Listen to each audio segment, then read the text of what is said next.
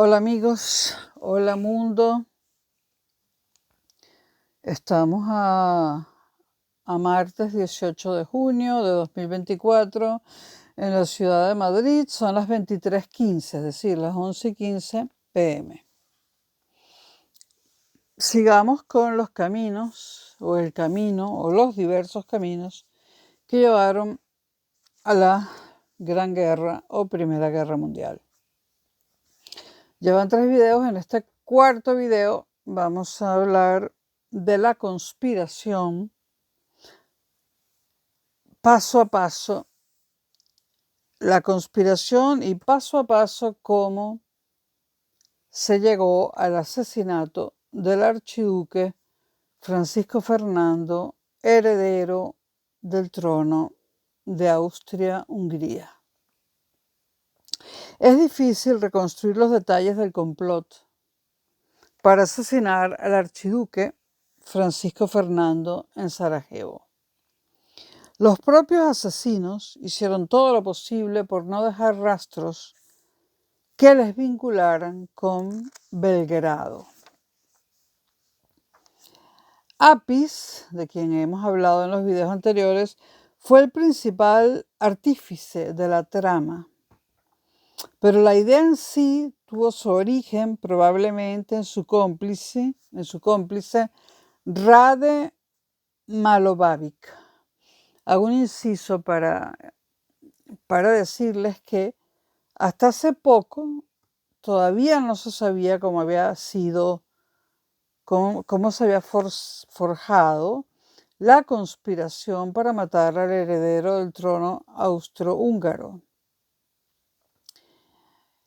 Documentos descalificados recientemente y testimonios de hijos y nietos de personas que sabían acerca de ello han sido muy útiles últimamente para tratar de reconstruir cómo fue posible el asesinato del archiduque Francisco Fernando, que se considera y se ha considerado siempre el acto definitivo que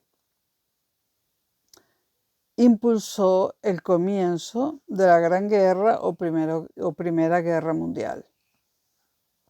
Entonces, Apis fue el principal artífice de la trama, pero la idea en sí tuvo su origen probablemente en su cómplice Rade Malovavic, un serbio nacido en Austria-Hungría que durante algunos años trabajó de espía recogiendo información sobre las fortificaciones y movimientos de las tropas austríacas y llevándosela a los oficiales de la frontera serbia que hacían las veces de agentes de mano negra y a través de ellos a la inteligencia militar serbia. Malovavic era un superagente, un hombre astuto y de extraordinaria dedicación, que conocía bien las zonas fronterizas y que una y otra vez eludía su captura por parte de las autoridades austriacas. Se dice que en una ocasión cruzó a nado el Drina, casi helado, del que salió cubierto de fragmentos de hielo para informar a sus responsables en el lado serbio de la frontera. Probablemente Malovavic fue el primero que informó a Apis de la inminente visita de Francisco Fernando a Sarajevo, heredero del trono de Austria en junio de 1914. La razón exacta de por qué Apis insistía en asesinar al archiduque es difícil de establecer, ya que no dio cuenta directa de sus motivaciones. Al dirigir sus esfuerzos hacia el archiduque Francisco Fernando, Apis aumentaba las repercusiones políticas. Una agresión al heredero del trono de los Habsburgo, en un momento en que el emperador reinante ya había cumplido 83 años, se consideraría un ataque a la mismísima existencia del imperio. El ataque no se centró en el archiduque por una supuesta hostilidad hacia la minoría eslava del Imperio Austrohúngaro, sino por el contrario, porque en palabras de su asesino, Gavrilo Princip, el asesino del archiduque.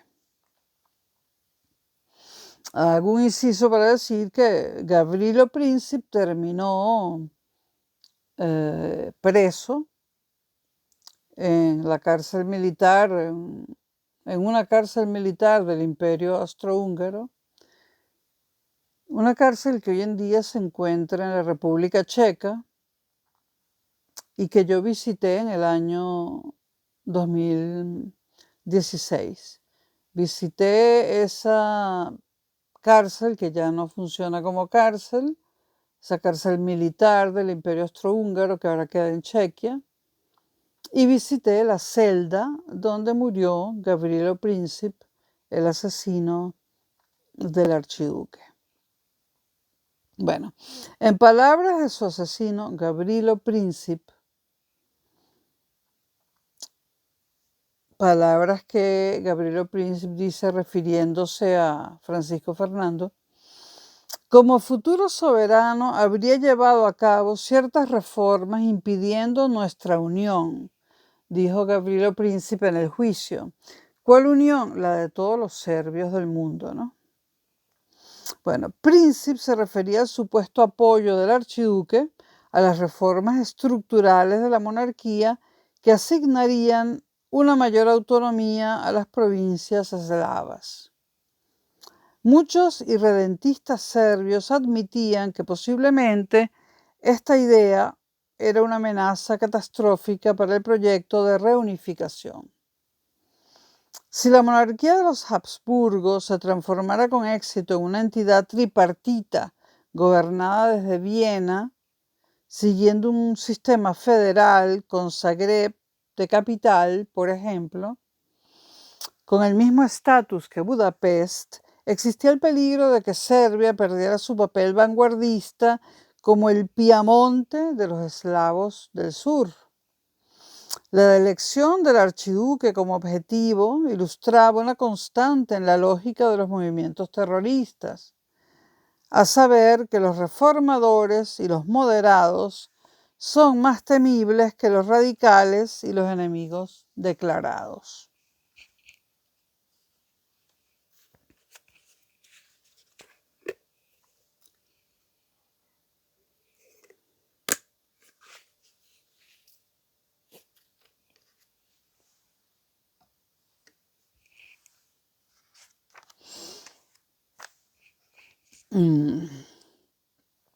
Voja Tankosic fue quien reclutó a los 3 jóvenes serbio-bosnios que formaron el núcleo de la unidad que enviarían a Sarajevo para llevar a cabo el asesinato. Estos 3 jóvenes eran Trifko Graves, Denelico Kabrinovic y Gavrilo Princip. Los 3 tenían 19 años de edad cuando Tankosic los integró en la conspiración. Eran buenos amigos que pasaban mucho tiempo en mutua compañía.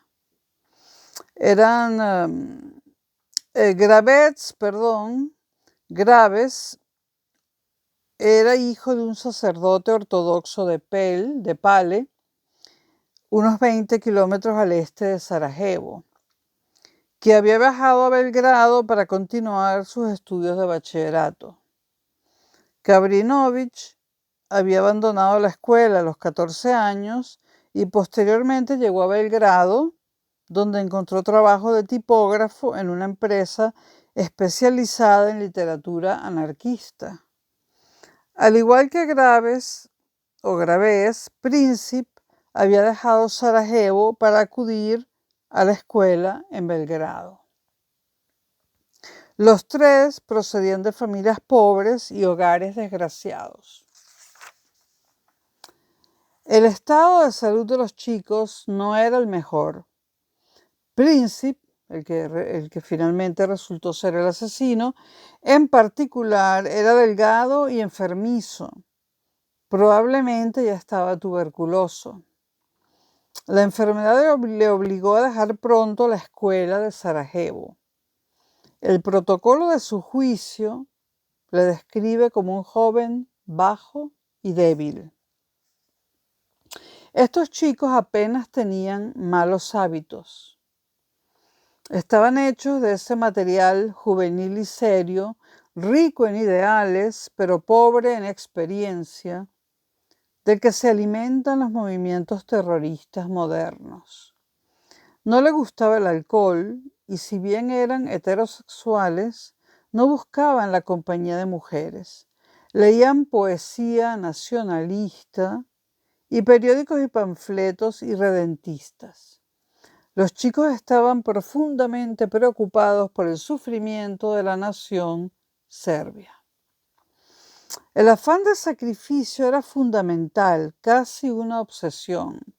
Incluso Princip había encontrado tiempo para aprenderse de memoria la corona de montañas en su totalidad, el emotivo relato épico de Petrović Njegoš que conmemora al tiranicida Miloš Obilić. En su juicio, Princip declaró ante el tribunal que días antes del asesinato solía ir a la tumba del asesino suicida Bogdan Šerajić.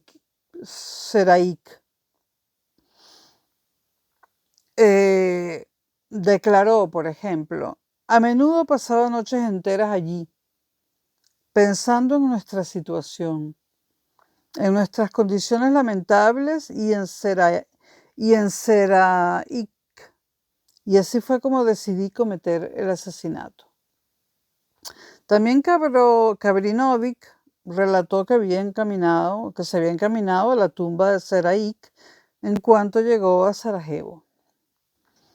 Ese deambular a la tumba de un suicida es interesante y sugerente porque apunta a esa fascinación por la figura del asesino suicida tan fundamental para el mito de Kosovo.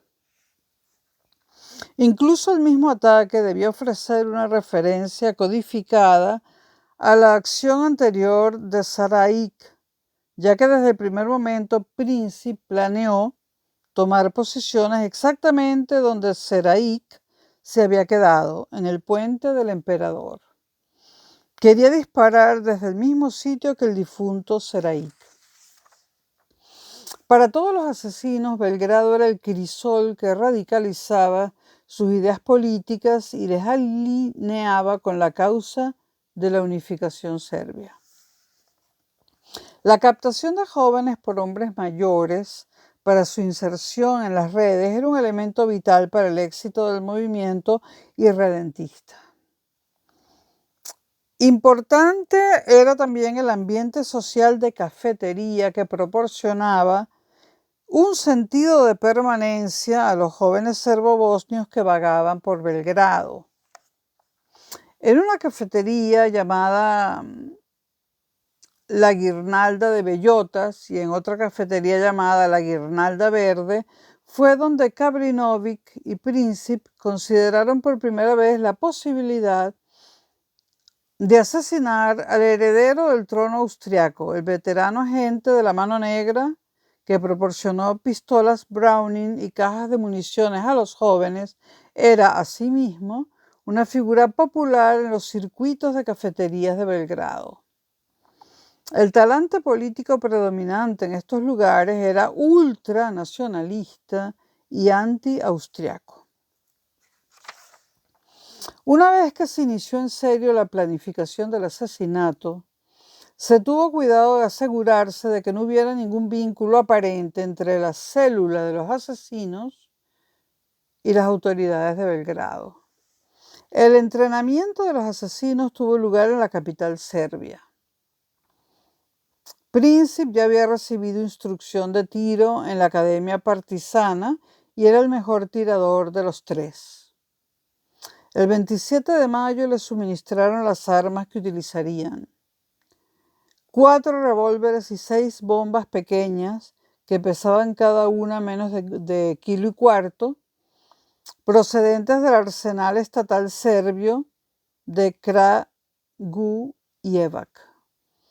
También recibieron veneno en forma de frasquitos de cianuro envueltos en algodón.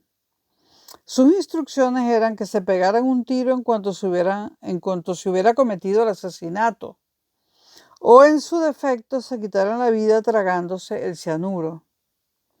Se trataba de una precaución adicional contra una indiscreción o una confesión forzosa que pudiera incriminar a Belgrado.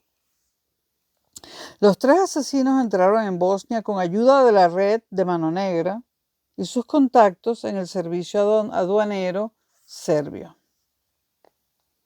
En Sarajevo, otra célula de 4 hombres reclutados por Danilo Ilic, serbo-bosnio y miembro de la Mano Negra, se sumó a los muchachos. Con 23 años, Ilic era el mayor de todos. Al igual que los demás, Ilic había estado en Belgrado en 1913 y pasado por las cafeterías habituales. Lo habían reclutado para la Mano Negra y se había ganado la confianza de Apis antes de regresar a Sarajevo en marzo de 1914, donde trabajó de corrector de pruebas y editor de un periódico local.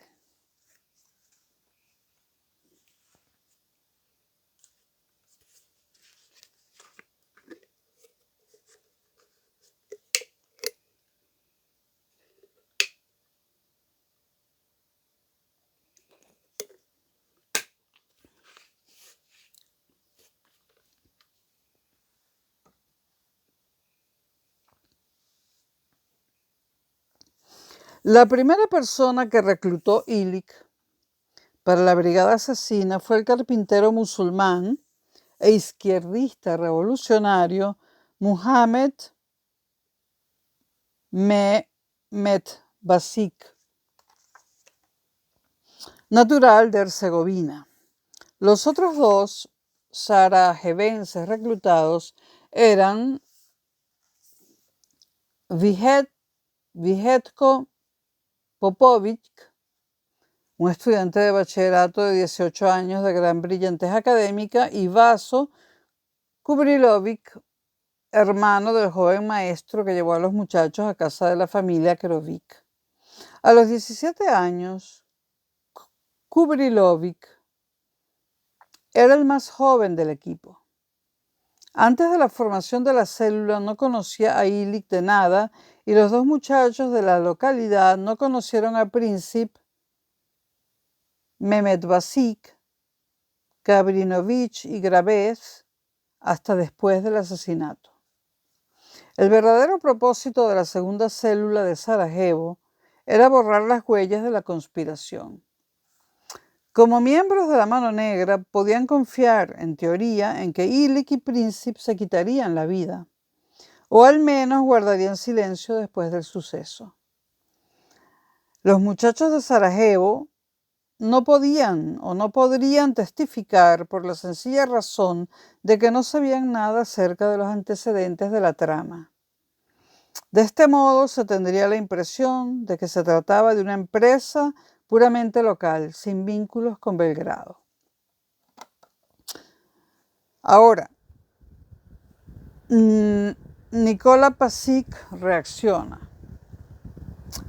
¿Cuánto sabía Nikola Pasic de la trama para matar a Francisco Fernando? ¿Y qué medidas tomó para impedirlo? Es casi seguro que Pasic fue informado del plan con cierto detalle. Existen varios indicios de ello, pero el testimonio más elocuente es el de Liuba Jovanović, ministro de Educación del gobierno de Pasic. En un fragmento de sus memorias publicadas en 1924, pero escritas probablemente mucho antes, Jovanović recordaba que a finales de mayo o primeros de junio, Pasic había dicho a su gabinete que había unas personas que se estaban preparando para ir a Sarajevo a matar a Francisco Fernando. El gobierno entero, incluido Pasic, acordó que el primer ministro debía dar instrucciones a las autoridades fronterizas a lo largo del Drina para impedir que lo cruzaran. Otros documentos y fragmentos de testimonios, junto al propio comportamiento extraño y ofuscado de Pasic después de 1918, refuerzan aún más el convencimiento de que él conoció la trama con antelación.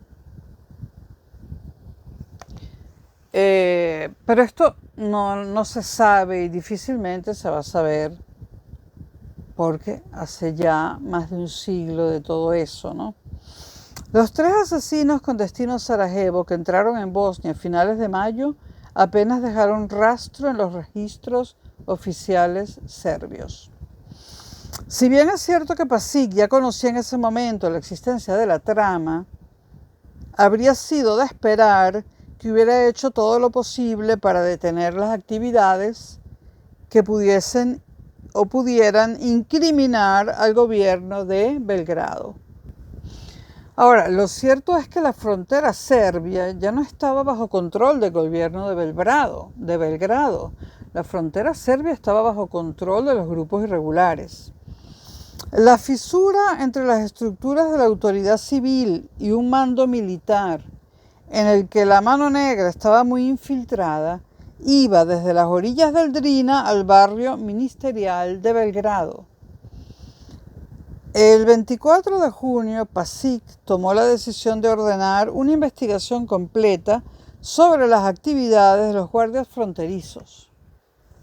En una carta confidencial al ministro de la Guerra escribió que se había enterado por muchas fuentes de que los oficiales realizaban un trabajo que no solo era peligroso, sino desleal, ya que su objetivo era la creación de un conflicto entre Serbia y Austria-Hungría. La crisis política extrema que había paralizado Serbia durante el mes de mayo de 1914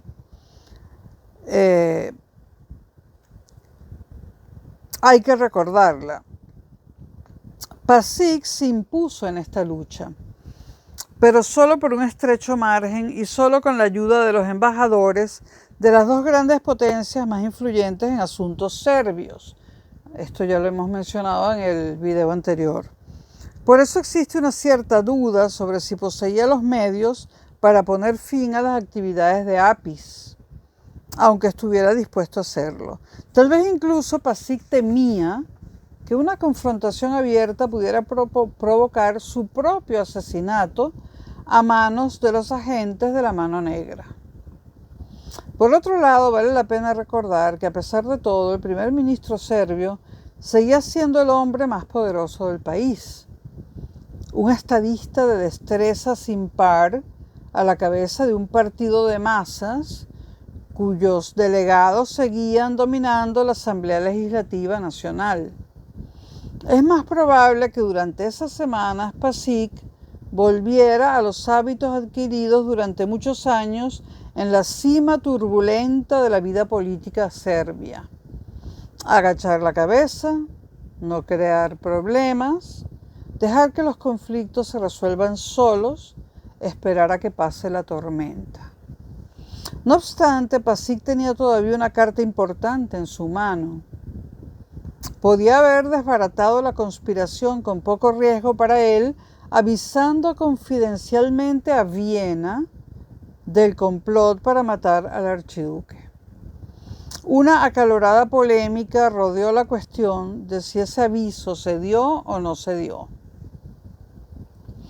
En una entrevista concedida al periódico húngaro AS Est, el 7 de julio de 1914, el propio Pasic negó expresamente que hubiera tratado de advertir a Viena. Apenas pudo hacer otra cosa, ya que confesar un conocimiento previo les habría expuesto a él y a sus compañeros a una acusación de complicidad en la conspiración. Los defensores de Serbia en los años de postguerra estaban obligados a seguir la misma línea, porque su argumento a favor de la inocencia de Belgrado en el estallido de la guerra, se basaba en la tesis de que el gobierno serbio desconocía por completo cualquier complot. Sin embargo, existen pruebas contundentes de que se hizo una especie de advertencia. La fuente más intachable es el subsecretario francés de Asuntos Exteriores, Abel Ferry, que el 1 de julio hizo constar en su diario de oficina que acababa de recibir la visita de su viejo amigo, el representante serbio en París, Milenko Vesnik. Durante la conversación que mantuvieron, Vesnik dijo, entre otras cosas, que el gobierno serbio había advertido al gobierno austríaco que la trama había llegado a sus oídos.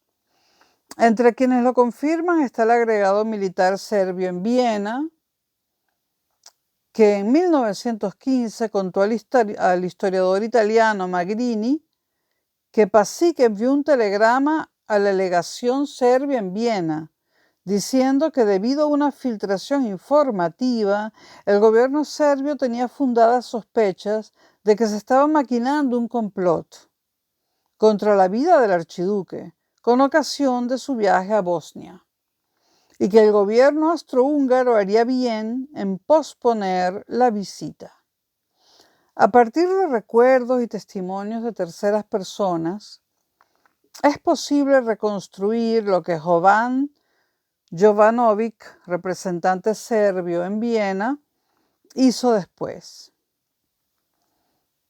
El 21 de junio a mediodía se reunió con León Biliński, ministro austrohúngaro de Finanzas, para advertir al gobierno austriaco contra las posibles consecuencias si el archiduque visitaba Bosnia.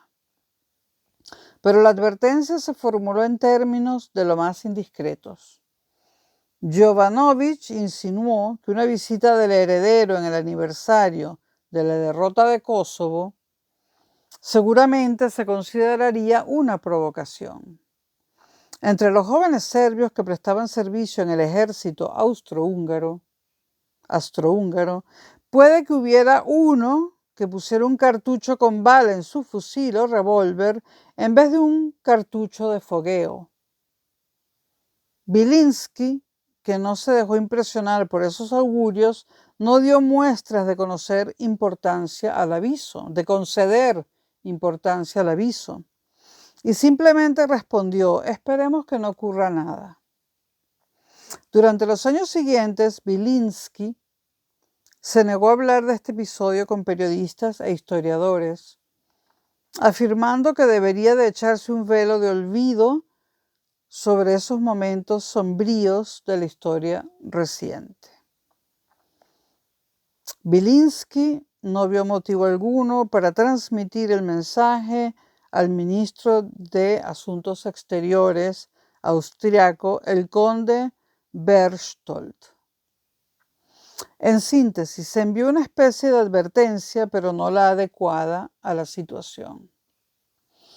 Pasic pudo haber informado del peligro directamente a los austriacos, más que a través de Jovanović. Podría haber emprendido una verdadera investigación de la conspiración y arriesgar su cargo en vez de la paz y la seguridad de su nación. La actuación de Pasic obedecía a motivaciones complejas. Por un lado estaba su preocupación, ampliamente compartida dentro de la dirección radical, por cómo responderían las redes afiliadas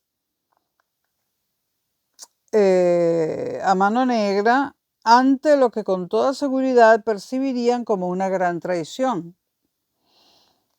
Puede que tuviera la esperanza de que el atentado fracasara. Lo más importante de todo era su conciencia de que las estructuras del Estado y la propia lógica de su existencia histórica estaban muy vinculadas a las redes irredentistas. Puede que Pasic lamentara sus excesos, pero no podía repudiarlos abiertamente. En efecto, era peligroso incluso reconocer públicamente estar enterado de sus actividades. Ya dijimos que Serbia, a pesar de estar gobernada por Pasic y de tener un rey constitucional estaba en realidad, de facto, gobernada, entre comillas, por ese grupo de militares que había cometido el regicidio en 1903. Sigamos, no se trataba solo de la consolidación nacional serbia, la cual siempre había dependido de la colaboración de los organismos estatales con redes de voluntarios capaces de infiltrarse en los estados vecinos. También afectaba al futuro. Serbia había necesitado a las redes nacionalistas en el pasado y de nuevo dependería de ellas cuando llegara el momento. Como Pasic sabía que ocurriría, de rescatar Bosnia y Herzegovina para los serbios. Era consciente de que, para poder recuperar su fuerza tras el derramamiento de sangre de las guerras de los Balcanes que mencionamos en el video anterior, lo que Serbia necesitaba más que nada era la paz. La integración de las zonas recién anexionadas acababa de empezar. Forzosamente se avecinaban elecciones. Pasic quería la paz, pero también creía, y nunca lo ocultó, que lo más probable era que la última fase histórica de la expansión serbia no se alcanzaría sin una guerra. Solo un gran conflicto europeo en el que participaran las grandes potencias eliminaría los tremendos obstáculos que se interpondrían en la senda de la reunificación serbia. Hago aquí un paréntesis, ¿no? Tiempo después de la Segunda Guerra Mundial, los eslavos se unieron en la llamada Yugoslavia, que se desintegró en 1991.